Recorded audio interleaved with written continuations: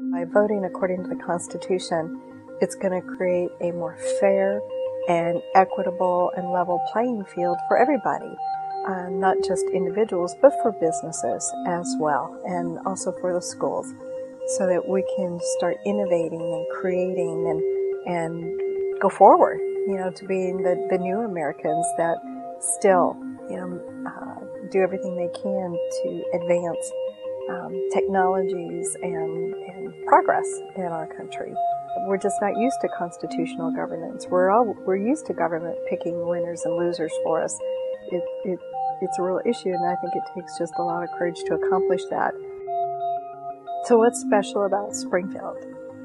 Springfield is a great community that is growing and changing and going through some of those growing pains.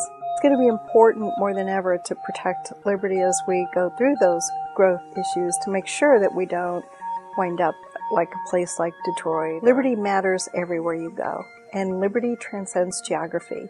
Whether you're in Colorado Springs, or if you're in St. Louis, or if you're in Chattanooga, Tennessee, the point is to hold fast our principles of life and liberty, so that we all have the opportunity to pursue the happiness that our founders envisioned for us. I'm Melissa Leach. I'm running for state representative for District 132, and I would appreciate your vote on November 6th. Liberty is the freedom that is found in being personally responsible.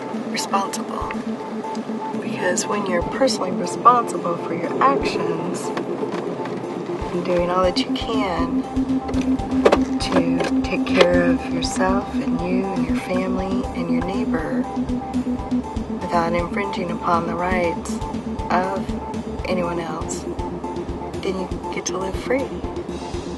One way I've been a positive impact is that I have been able to talk with some of my other urban area colleagues and talk with them about some of the issues that we face here in the north side of Springfield. Problems like abandoned properties, vacant properties, those places being left unkempt, and the impact it has on those neighborhoods. We've been able to talk about the school district, as large as it is and as diverse as it is, and been able to listen to some of their counsel and bring that back. These people are from metropolitan areas that have, along the years, now fallen victim to poor management inside of those areas. So I think bringing that to an awareness. Something that has strengthened my character in terms of the work, there were several things in the first term that I think did that. One was having to vote against my leadership on a couple of issues. One was an issue that would have given over $360 million worth of tax credits to one developer to develop a project on the eastern side of the state where he had tried to do it in another state and it failed. It took just a lot of planting my feet and saying, no, we can't pass this. Another thing was probably standing up for life. There was a very popular bill, but it did not have life-protecting language in it, and I stood again in the minority to stand up for what was right. Restoring integrity into our system means that we start operating from our principles, not just our situations. Oftentimes people make a decision because it seems right at the situation without considering that there's an underlying principle to it. For example, if it is a constitutional issue and the only remedy is a vote of the people in order to change the Constitution, we should always be willing to go that direction and not circumvent the Constitution through statutory manipulation or legislative manipulation just to appease a particular group, or maybe even two. It's not easy to stand there and have that type of integrity, but it is worth it. I think that that's what people are crying out for.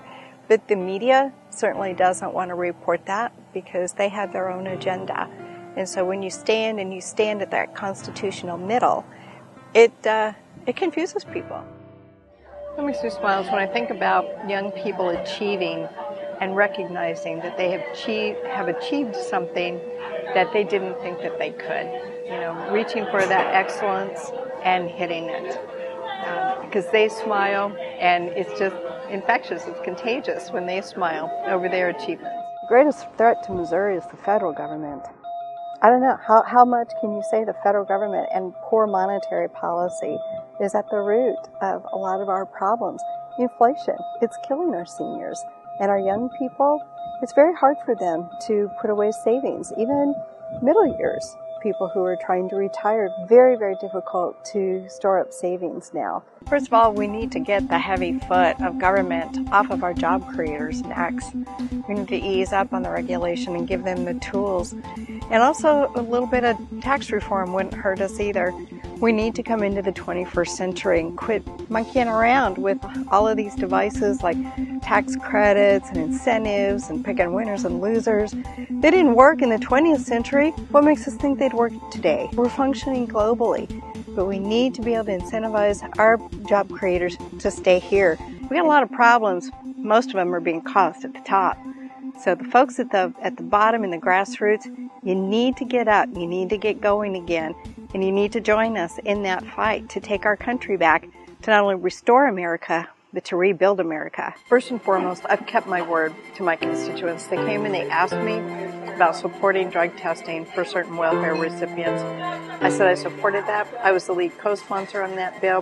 We got it passed, the governor signed it. My opponent would never vote for it. He broke his word to the constituents. I'll keep my words. I'm an A-rated NRA endorsee. I've been endorsed by Missouri Right to Life, both of those, 2 elections in a row.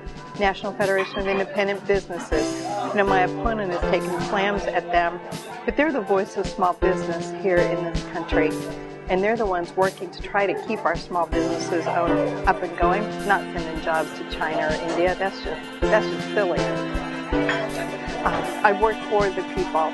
I've supported the people. I've taken some risks that maybe, you know, other people wouldn't have, because they wanted to make sure they got their political career.